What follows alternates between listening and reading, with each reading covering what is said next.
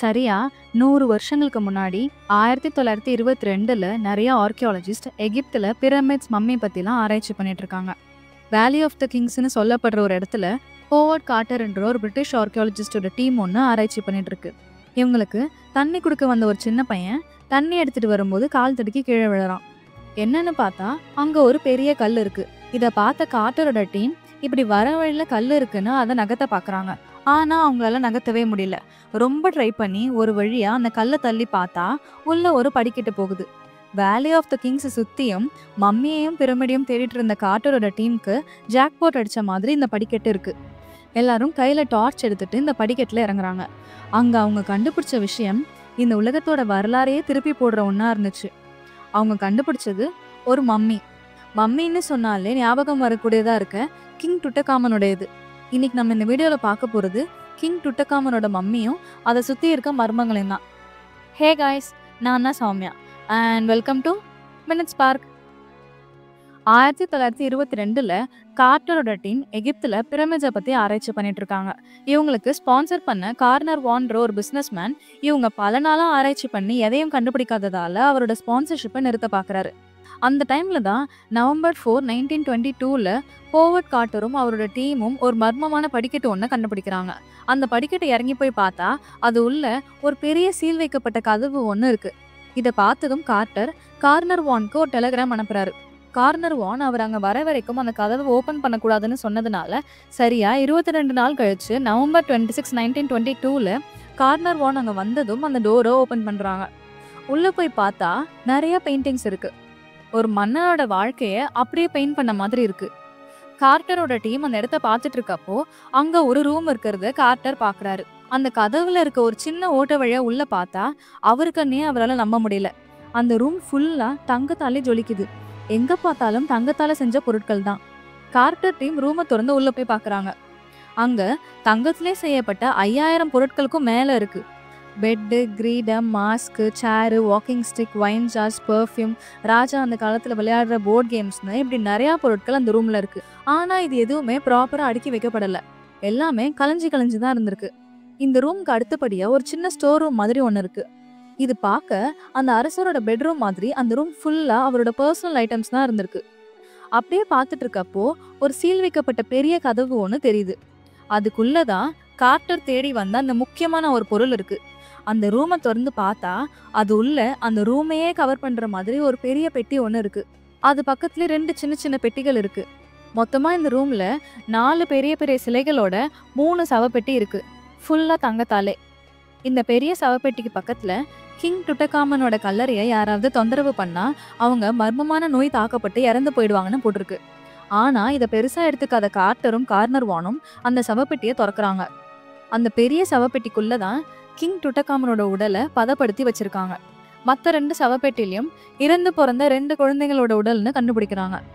இப்படி ஃபுல்லா தங்கத்தாலே சூழப்பட்ட இந்த மன்னன் யாரு, இந்த 2 குழந்தையும் யாருன்னு தேடி போன கார்ட்டருக்கு நிறைய அதிர்ச்சியான விஷயங்கள் காத்துட்டு இருந்துச்சு. அதை தெரிஞ்சுக்கணும்னா நம்ம 3300 வருஷங்களுக்கு பின்னாடி போகணும்.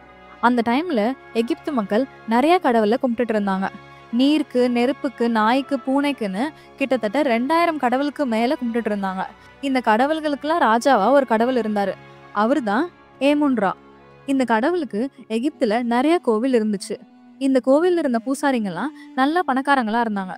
இவங்களுக்கு அந்த நாட்டு மன்னனுக்கு ஈக்குவலா மரியாதை இருந்துச்சு. இந்த நிலைமையில தான் ஏமன் ஹொட்டேப்ன்ற ஒருத்தவங்க அரசனாகிறாங்க.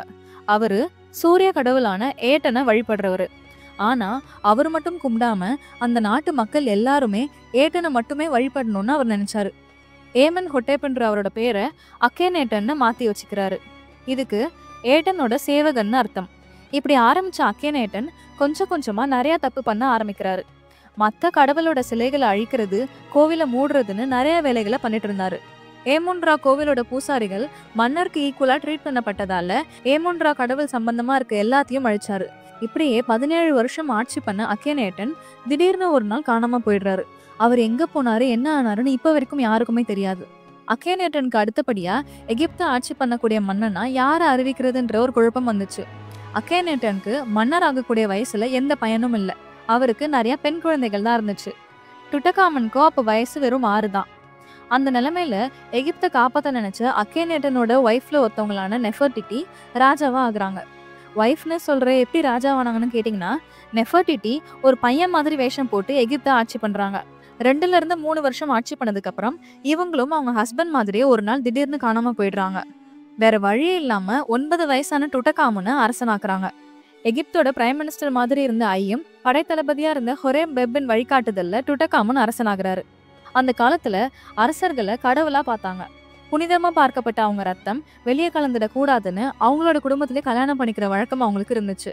அப்படிதான் கிங் டுட்டகாமனுக்கு அவரோட 11 வயசுல கல்யாணம் நடக்குது. அவரோட அக்காவான ஆங்கே செனமனோட. இவங்களுக்கு பிறந்ததுதான் அந்த 2 பெண் குழந்தைகள். ஒரு குழந்தை 8-9 மாசத்துல இறந்து பிறந்திருக்கணும், இன்னொரு பெண் குழந்தை 5 மாசத்துல இறந்திருக்கணும் சொல்றாங்க. கிங் டுட்டகாமனோட அப்பா அக்கேனட்டன் பண்ண தப்பெல்லாம் சரி பண்ற மாதிரி இவரோட ஆட்சி இருந்துச்சு. சரியா 10 வருஷம் ஆட்சி பண்ணதுக்கு அப்புறம் அவரோட 19 வயசுல கிங் டுட்டகாமுன் மர்மமான நோயால பாதிக்கப்பட்டு இறந்து போறாரு. அவரோட இறப்பு திடீர்னு ஏற்பட்டதால ஒரு மன்னனுக்கு ப்ராப்பரா பிரமிட் கட்டி அவரோட உடலை பதப்படுத்துற மாதிரி இவருக்கு பண்ண முடியல. ஏதோ ஒரு மன்னனுக்காக கட்டிட்டு இருந்த பிரமிடை வேகமா கட்டி முடிச்சு டுட்டகாமனோட உடலை பதப்படுத்துறாங்க. அதனாலதான் அந்த பிரமிட்குள்ள இருந்த எல்லா பொருளும் சரியா அடுக்காம கலைஞ்சு இருந்திருக்கு. இறந்ததுக்கு அப்புறமும் ஒரு வாழ்க்கை இருக்குன்னு நம்பினதுனாலதான் எகிப்து மக்கள் பிரமிட்னு ஒண்ணு கட்டி அந்த வாழ்க்கைக்கு தேவைப்படுற எல்லா பொருளையும் அது உள்ள வச்சாங்க. அதனாலதான் டுட்டகாமுன் ஆஃப்டர் லைஃப்லயாவது அவரோட பொண்ணுங்களோட வாழட்டோன்னு இறந்து பிறந்த அவரோட 2 பெண் குழந்தைங்க உடலோட இவரையும் பதப்படுத்தி வச்சாங்க. இததான் 3000 வருஷம் கழிச்சு கார்ட்டரோட டீம் கண்டுபிடிக்கிறாங்க. டுட்டகாமனோட சவப்பெட்டியை திறந்து பார்த்தப்போ அவரோட உடலை சுத்தி 300க்கும் அதிகமான தங்க ஆபரணங்கள் இருந்துச்சு. அவரோட முகம் ஒரு கோல்டு மாஸ்கால மூடப்பட்டிருந்துச்சு. அவரோட உடலை பரிசோதிக்கிறதுக்காக அவரோட முகத்துல இருந்த முகமுடைய கழுத்தை ட்ரை பண்ணா யாராலுமே அது முடியல. அவரோட பாடியும் அந்த சவப்பெட்டில நல்லா மாட்டிட்டு இருந்துச்சு. பதப்படுத்த யூஸ் பண்ண ரெசின் 3000 வருஷம் ஆனதுனால ஒரு க்ளூ மாதிரி நல்லா ஒட்டிட்டு இருந்துச்சு. அதனால முகம், உடல், கை, கால்னு எல்லாத்தையும் தனித்தனியா வெட்டி எடுக்கிறாங்க. அதுக்கப்புறம் அவரோட முகமுடைய கொஞ்சம் கொஞ்சமா சூடுபடுத்தி எடுத்து ஆராய்ச்சி பண்றாங்க. இதுல ஒரு சில உடல் பகுதி தெரியாமலே எரிஞ்சு போயிடுது. 3 வருஷம் கழிச்சு ஆராய்ச்சி பண்ணி முடிச்சதுக்கு அப்புறம் அவரோட உடலை திரும்ப ஒண்ணாக்குறாங்க. அதுக்கப்புறம் சிடி ஸ்கேன், டிஎன்ஏ டெஸ்ட்னு எடுத்து பார்த்ததுல அவரோட ஒரு கால் ஃப்ராக்சர் ஆயிருக்குன்னு கண்டுபிடிக்கிறாங்க. அவருக்கு மலேரியா இருந்திருக்கலானோ ஜெனட்டிக்கலா சில நோய் இருந்திருக்குன்னு கண்டுபிடிக்கிறாங்க. இது ப்ராபப்ளி குடும்பத்திலே கல்யாணம் பண்ணதுனால கூட வந்திருக்கலாம்னு சொல்றாங்க. இந்த சவப்பெட்டியை திறக்கிறவங்கலாம் மர்மமான முறையில இறந்து போயிடுவாங்கன்னு சொன்ன மாதிரியே இந்த பிரமிடை கண்டுபிடிச்சு சவப்பெட்டியை திறந்த கொஞ்ச நாள்லயே இந்த ஆராய்ச்சிக்கு ஸ்பான்சர் பண்ண கார்னர் வான் ஒரு கொசு கடிச்சு அதனால ஏற்பட்ட இன்ஃபெக்ஷனால இறந்து போறாரு. இந்த சவப்பெட்டியை ஓபன் பண்ணவங்க, இந்த கல்லறையை பார்க்க வந்தவங்க, இவரோட பாடியை ஸ்கேன் எடுத்தவங்கன்னு எல்லாருமே அடுத்தடுத்து இறந்து போயிட்டே இருந்தாங்க. இதை பார்த்த எல்லாரும் டுட்டகாமனோட கல்லறையில் எழுதப்பட்ட சாபம் தான் இதுக்கு காரணம்னு சொல்றாங்க. ஆனா இந்த ஆராய்ச்சிக்கு முக்கியமான ஆளா இருந்த கார்ட்டர் இந்த சவப்பெட்டியை திறந்ததுக்கு அப்புறம் 17 வருஷம் உயிர் வாழ்ந்து அவரோட 64வது வயசுல தான் இறந்து போயிருக்காரு. அதுவும் இயற்கையான முறையில. இப்பவும் வேலி ஆஃப் த கிங்ஸ்ல இருக்க ஒரு மியூசியம்ல கிங் டுட்டோட பாடி ஒரு கண்ணாடி பெட்டிக்குள்ள வைக்கப்பட்டிருக்கு. இது மாதிரி நிறைய இன்ட்ரெஸ்டிங்கான விஷயங்கள் தெரிஞ்சுக்கணும்னா உடனே இந்த வீடியோக்கு ஒரு லைக் போட்டுட்டு நம்ம சேனலை சப்ஸ்கிரைப் பண்ணிக்கோங்க.